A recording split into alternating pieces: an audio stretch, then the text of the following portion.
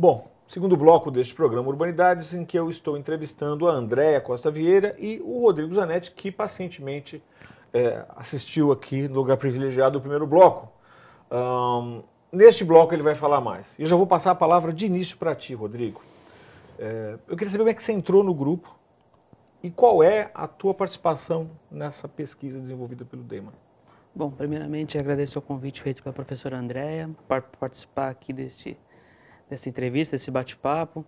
Eu sou professor da Unisantos e sou doutorando no curso de Direito Ambiental Internacional e faço parte do grupo de pesquisa da professora Andréia, em virtude muito da minha linha de pesquisa está muito envolvida na área do direito econômico internacional e do meio ambiente, né? A minha linha de pesquisa é voltada para as atividades portuárias, para o Porto de Santos e o comércio internacional, né? Na minha linha de pesquisa, efetivamente, eu vou tratar das questões portuárias em Santos, né, do Porto de Santos e a questão do meio ambiente.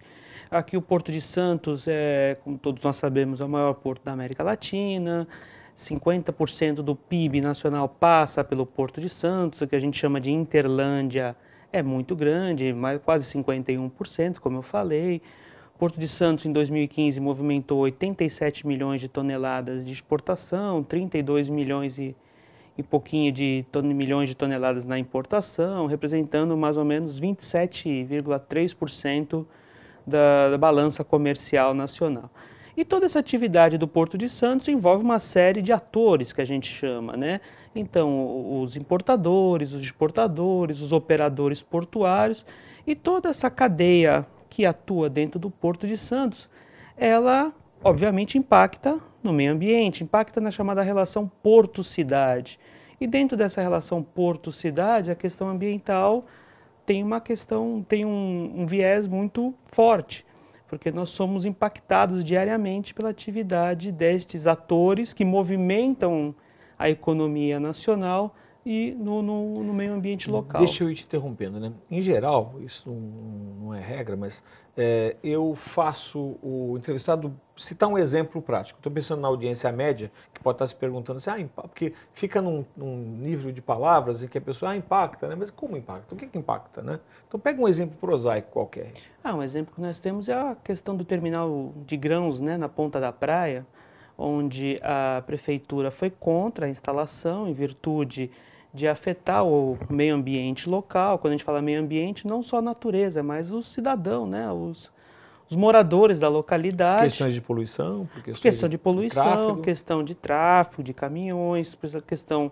da poluição aérea, né? Que grãos ele levanta uma poeira muito grande. A prefeitura foi contra, a União ela adotou as medidas judiciais cabíveis junto ao STF e conseguiu barrar essa intenção da prefeitura em vedar a instalação do terminal de grãos naquele local, né? Sim. Ou seja, a relação cidade-porto é uma relação complicada, conturbada e que merece ser estudada. Você entende bem, alguns dos atores dessa relação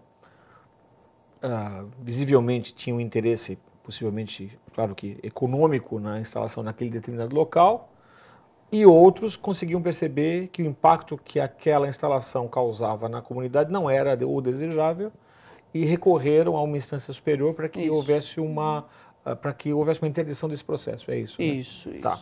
E a tua pesquisa segue na linha de identificar esses atores? Fala um pouco mais. Identificar a questão, como a professora Andréia comentou, a questão econômica, né, mas a questão ambiental dentro da questão econômica.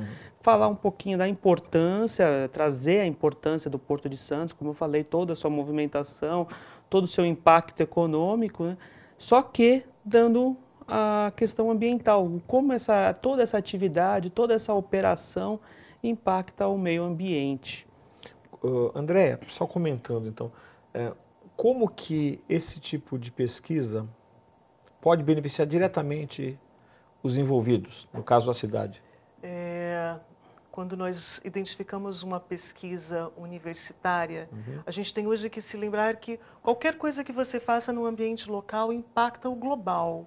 E quando você pensa que você está numa região do maior porto da América Latina, uma pesquisa como a do Rodrigo, que vai mapear o local para ver o impacto desse local no global, também vai trazer um paralelo do que está acontecendo em outros portos, o que já está acontecendo de práticas ambientalmente corretas nas atividades que ele está analisando aqui, e trazer como é que pode ser implementado no Porto de Santos essas práticas mais sustentáveis. Quando a gente visualiza práticas mais sustentáveis, se você pensar que as atividades portuárias elas podem ser atividades de armazenagem, atividades de logística, transportes, e aí você envolve todos os modais, atividades de que combustível vai ser usado no transporte marítimo de uma determinada mercadoria. Sim. E como é que esse combustível pode ser usado da forma mais econômica, mais sustentável e mais limpa possível. Então, são fontes alternativas, inclusive, de substituição daquele combustível. É correto pensar, quando você falou em armazenagem, né? Por exemplo, no caso que tivemos recentemente, em que nos deparamos com certos produtos armazenados que a comunidade como um todo não tinha nem consciência e nem, ao menos, do risco que representava tê-los tão próximos de uma área urbana, densamente populada. Né? Sim. Tá. Eu queria ainda comentar contigo, eu estive com vocês no encontro com alguns pesquisadores de fora, né?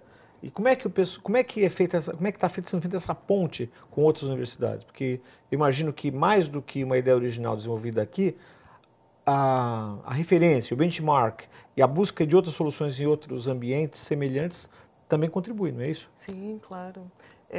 Nós recebemos recentemente a visita de alguns pesquisadores do Centro de Energias e Direito Ambiental da Universidade de Cambridge. Eu já faço alguns trabalhos com eles há algum tempo, até por ter já estudado em Cambridge e aqui no Brasil representar os ex-alunos de Cambridge. Então, nós já estamos fazendo essa troca há um tempo.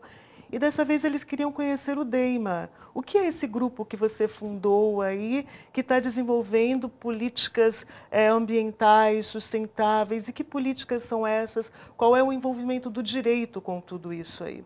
E quando eles estiveram aqui, a troca foi: como é que nós podemos ajudar? Como é que vocês podem ajudar? Os dois professores que estiveram aqui, professores da área de exatas, que estão estudando aí questões de engenharia, física, química, voltadas para a proteção ambiental.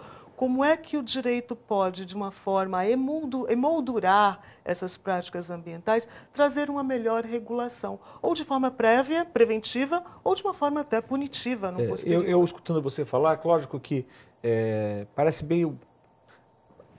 Algumas pessoas podem achar que o direito possa ser meio estanque, no sentido de se abrir para outras áreas, mas eu acho que é justamente o contrário, né? Existe uma característica transdisciplinar, não só no seu grupo, evidenciada pela presença aqui de pesquisadores de áreas que são outras, que Sim. aparentemente não se relacionam com o direito, e que recebem do direito uma espécie de emolduramento, né? Ou de estruturação para que se converse essas áreas. Acho que é isso, né? O direito sempre pode ser um instrumento, e um instrumento para o desenvolvimento das melhores políticas possível. Então, a ideia é colocar o direito como instrumento para você desenvolver uma política que possa ser implementada e possa beneficiar o tripé do desenvolvimento sustentável, o social, o ambiental e o econômico. E que envolva até, e principalmente, políticas públicas, né? Exatamente. E é para isso que no terceiro bloco, eu já agradeço a presença do Rodrigo aqui. Ele não vai estar no terceiro bloco, ele falou pouco, eu sei, mas que a gente consegue convidá-lo talvez depois para saber como é que vai o processo. Eu vou ter aqui uma outra doutoranda em Direito Ambiental que eu apresento daqui a 1 minuto.